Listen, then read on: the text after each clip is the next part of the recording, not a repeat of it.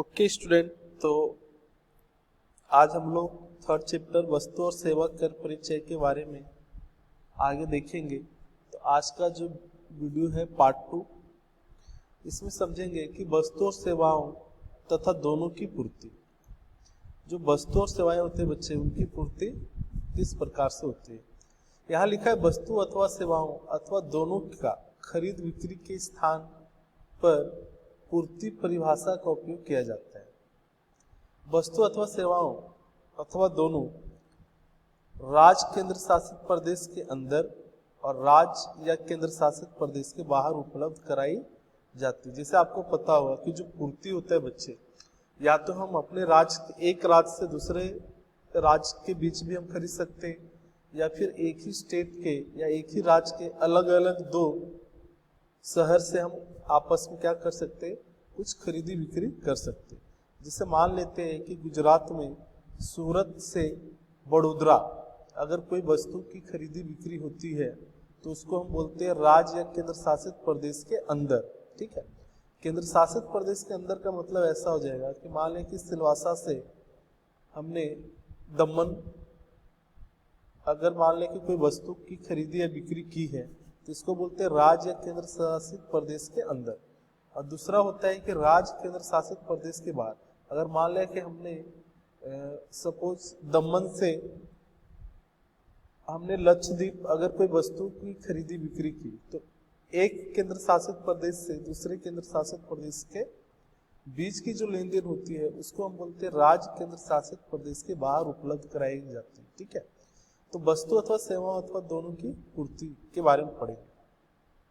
सबसे पहले लिखा है कि राज्य केंद्र शासित प्रदेश के अंदर पूर्ति। ठीक है, अगर एक ही राज्य के दो शहर के बीच में जो खरीद बिक्री होती है, अपने राज्य में केंद्र शासित प्रदेश में, अंतर राज्य उसको बोलते हैं केंद्र शासित प्रदेश है ना। यहाँ लिखा है वसूल करने पात्र कर। इसमें पहला है केंद्रीय वस्तु और सेवा कर। पहला कौन सा कर लगेगा बच्चे? केंद्रीय वस्तु और सेवा कर। और दूसरा है राज्य वस्तु और सेवा कर।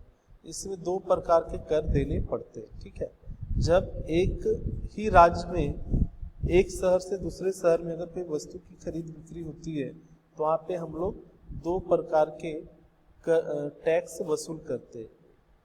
एक तो केंद्रीय वस्तु और सेवा कर और दूसरा हो जाता है राज्य वस्तु सेवा कर।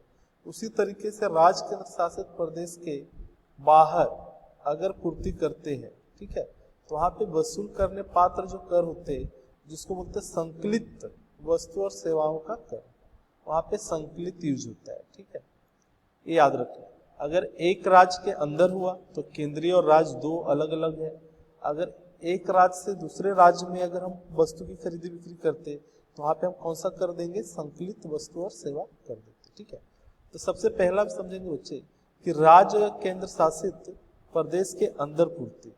मान लेते हैं कि हमने सूरत से बड़ोदरा कोई वस्तु की खरीदी बिक्री की, तब अब यहाँ पे समझेंगे कि इस प्रकार की पूर्ति में वस्तु अथवा सेवाओं अथवा दोनों संबंधित राज्यों अथवा संबंधित केंद्र शासित प्रदेश में उपलब्ध कराई जाती है।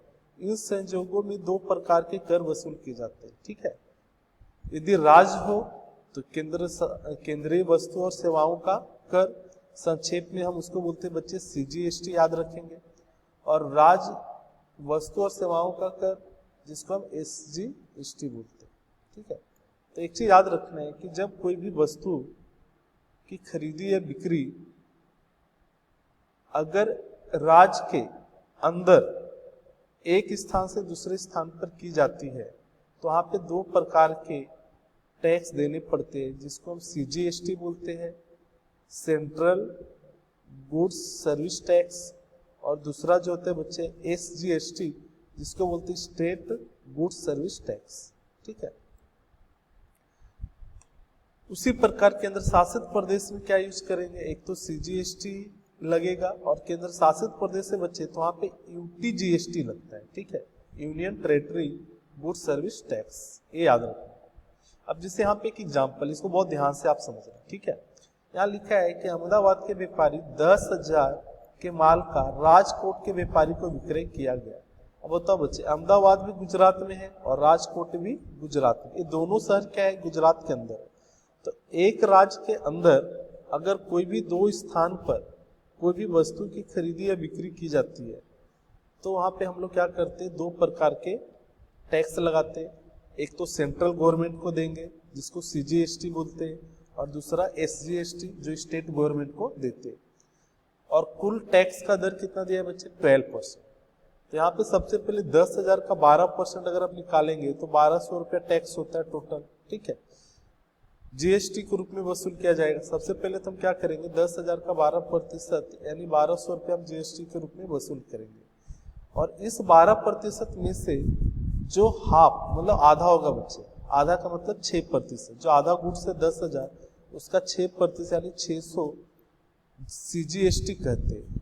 क्या कहेंगे, 600 रुपये केंद्रीय वसूली जिसे हम क्या बोलेंगे सीजीएसटी, उसे केंद्र सरकार लेगी, केंद्र सरकार लेती है। 600 रुपया जो टैक्स होगा बच्चों किसके पास चला जाएगा, केंद्र सरकार के पास जाएगा। और बाकी का जो 600 रुपया बच गया वो एसजीएसटी कहते हैं, जो हम राज्य सरकार लेगी, ये याद रखना है। मतलब दोनों मिलकर लेती है। अगर 12% है तो उसका आधा पैसा राज्य सरकार के पास जाएगा और आधा पैसा केंद्र सरकार के पास जाता है, ठीक है। लेकिन कब, जब एक ही राज्य में एक स्थान से दूसरे स्थान पर अगर कोई वस्तु की खरीद बिक्री होती है तो, ठीक है। इसमें दो प्रकार के टैक्स लगते हैं, एक तो सीजीएसटी लग जाएगा बच्चे और एक लगेगा एसजीएसटी, ठीक है। दो प्रकार के टैक्स लगते हैं। उसी प्रकार से हम दूसरा देखते हैं।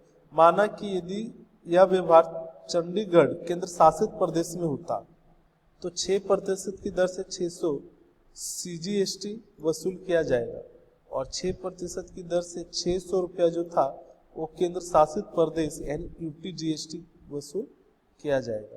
कहने का मतलब है बच्चे कि अगर आप ध्यान दें कि ये जो अहमदाबाद है और दूसरा कौन है, राजकोट, ठीक है, ये दोनों एक ही स्टेट में।